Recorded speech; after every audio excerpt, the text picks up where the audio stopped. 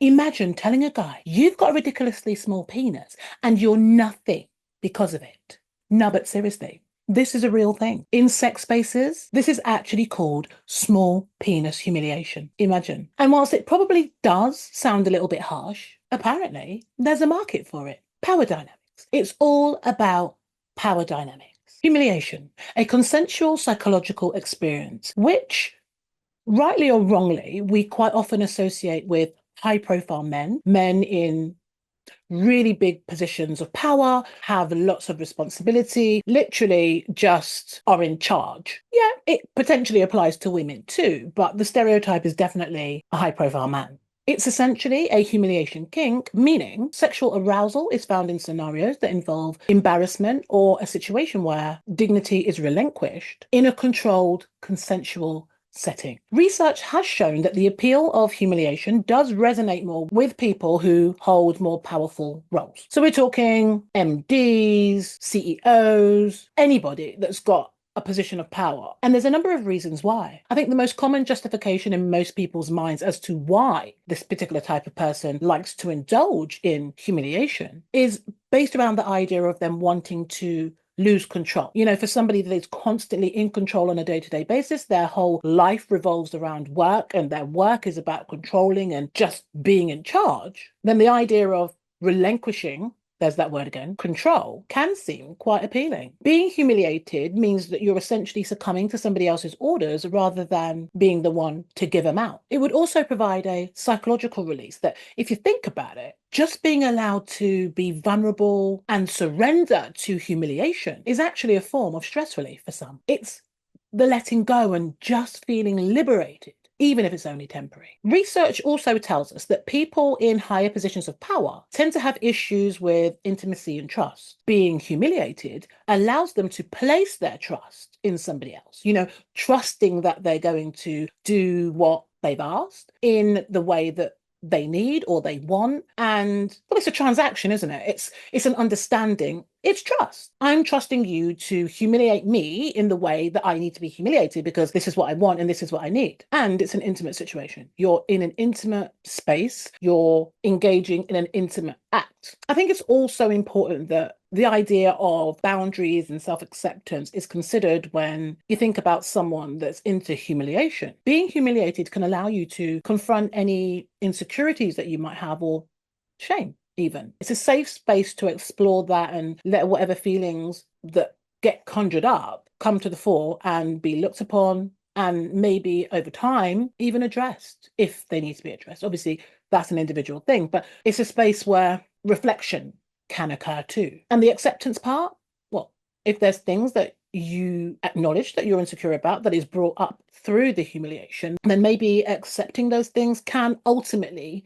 help you to grow. So this week, I read this article that was centered around men having the opportunity to ask women questions about masturbation. The craziest thing that stuck out for me was probably one of the most asked questions, and that was, do women masturbate? And if so, how often? Like, seriously? Well, first off, the answer is a resounding yes. Like, it's in harmony. The yes is unanimous. The yes is in unison. The yes is undisputed. Women do masturbate. Not all women, the same way not all men masturbate, but a large percentage of women do have a little knuckle shuffle here and there. Pretty normal stuff. And as for asking how often, I mean, how long's a piece of string, for crying out loud? I mean, it does tickle me that you have an opportunity to ask women anything you like about masturbation, and the first thing you ask is, do you do it? I just think it's quite obvious. Women don't have to ask if men wank because, I mean, we know they do. And even down to that, we still got men running around here trying to act like they don't. Like, I'm completely digressing now. What is up with the guys, grown ass men, that sit there and act as though they do not wank? Now, I'm fully aware that not everybody masturbates. Not everybody does that. Some people, for their own reasons, don't. Some people, well, I mean, there's loads of reasons why someone might not masturbate, but a large percentage of the male population enjoy self-pleasure. And there's nothing wrong with it. So I don't understand why, if you ask a man, okay, so you can probably argue and say it's none of your business, but okay, I'll give you a scenario. So you could be in a conversation with a guy about sex, say, for example, and he will ask you, you will ask him. Or you ask him first and he'll be like, oh, don't do that. Do you?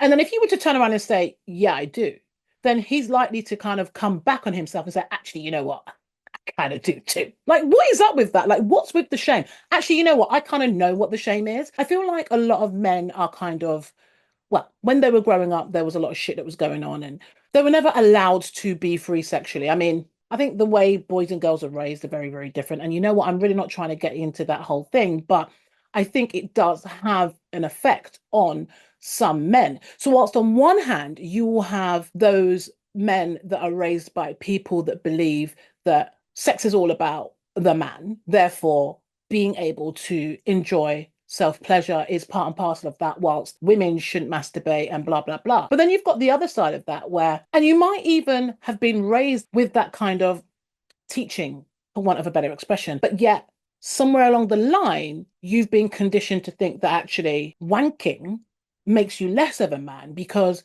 if you've got a wank, that means you ain't getting no sex. I mean, that is a crazy thing to even suggest, but it's true. There are a lot of men that will not confess to wanking because in their head, it's like they're confessing to the fact that they're not having sex. Like, we don't give a top. Like, let's be real. Whether you have sex regularly or not, self-pleasure is a completely different thing. It's a completely different scenario. Yes, it's sex, but one is with another persons, and the other is by yourself. I don't think whether you have sex with people should impact the way you have sex with yourself. Do you get what I'm saying? And whilst I don't believe that people have to just be declaring what they do in privacy, I just think keep it 100. There's no shame in it.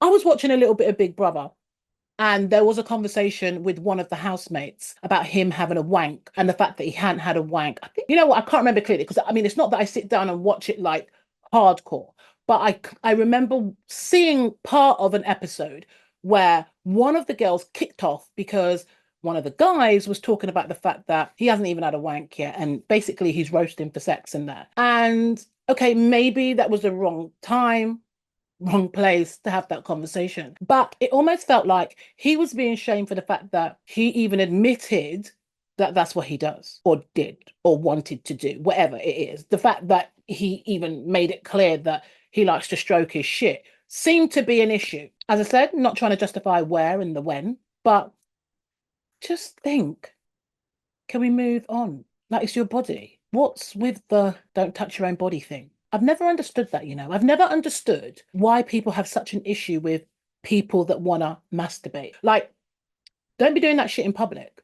Don't be doing that around people that don't want to see that. That's a privacy thing. That's something you do in your own space or with people that are consenting, 100%. But why do some of us really have an issue with this? Outwardly, because let's be real, a lot of the people that pipe up with their opinions about what's right and what's wrong, they're serial. They'll be the ones that wank in the morning, wank at break time, wank at night, 2 times in the evening, and then have the nerve to sit there and talk about, shouldn't be doing that. Masturbation is dirty. Yeah. Anyway, I feel like I'm rambling a bit too much about the whole masturbation thing. But no, back to the article that I... So yeah, the leading question just kind of threw me. Another question in the article that made me laugh was, do women fantasize? That question is kind of giving, are women not human? Because why wouldn't a woman fantasize? Again, and I really don't want to sound like men versus women because it's really not. We should be all on the same page, in my honest opinion, but sadly we're not. But asking if women fantasize, again, we can't generalize for every single woman. But why the hell wouldn't a woman fantasize when she's masturbating? Like, we've all got brains. Do you know what I mean? Unless you're watching porn, then you're going to have to use your brain to some extent. So there's going to be an element of fantasizing.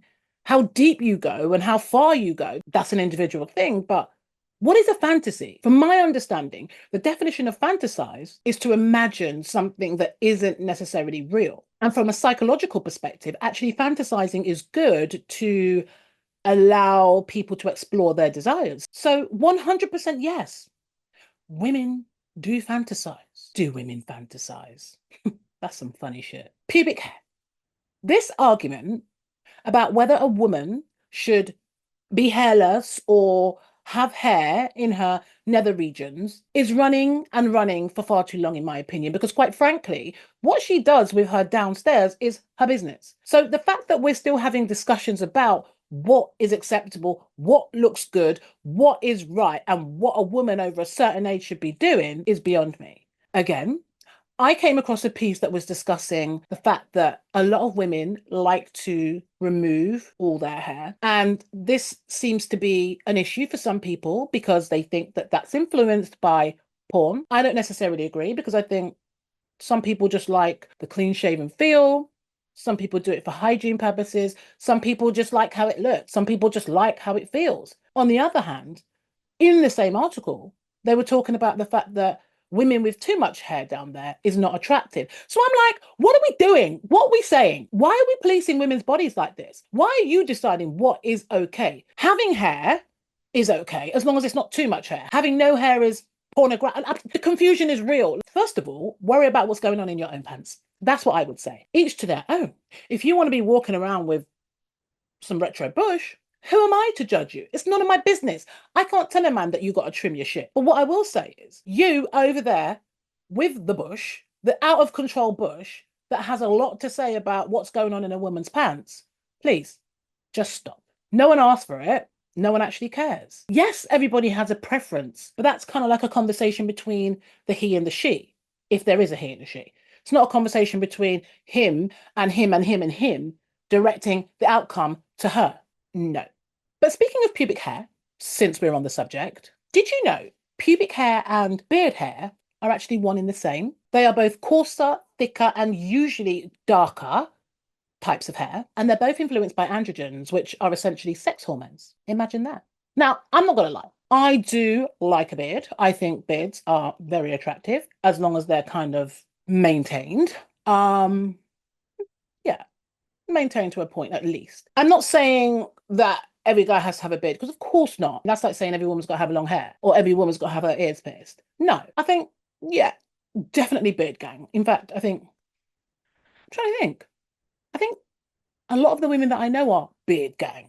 But again, like I said, it's not a deal breaker. It's just something that you like. So I found it quite interesting that actually beard hair is quite similar because I've always thought it is quite similar. This is going to sound really off key, but a man with a beard, the texture of his beard is often the same as his pubic hair down there. Just saying. And that's why, because it's the same kind of hair. It's ruled by the same thing, the hormones, the sex hormones. This type of hair is actually called terminal hair. I know, could have chosen a better word, right? But that's what it's called. And if you're wondering, why are we even here? Like, why is this a subject? I was debating with, yes, a man about this very fact. I was saying to him that I believe that beard hair is pubic hair or the same breed of hair. Obviously, he was arguing with me and telling me I'm talking shit and that it's just not true and blah, blah, blah, blah, blah. I don't even know why he was getting his knickers in a twist about this because I don't think it's disrespectful. Do you know what I mean? It's not disrespectful to say your beard hair is similar to your pubic hair.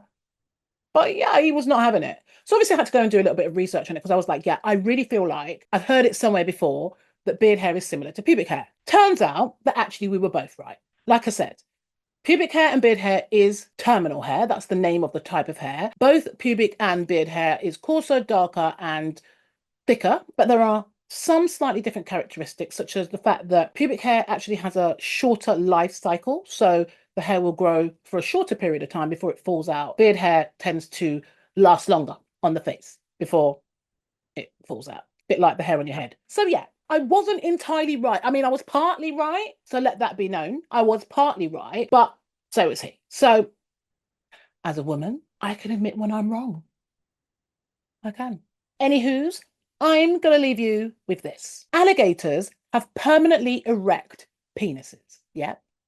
Permanently erect. It never goes soft. So ladies, especially, the next time you come across a man that claims he is a beast in the bedroom, the question really should be, are you an alligator though? So that's it. I have nothing else. I feel like I've chewed your ears off for long enough. If you're watching on YouTube, make sure you hit the subscribe button, like, share, and comment if you feel like it. If you're listening online, again, like, share, and comment, spread the word, let people know I've won. And I will catch you back here next Thursday. Until then, peace and all things alligator. Maybe not. See ya.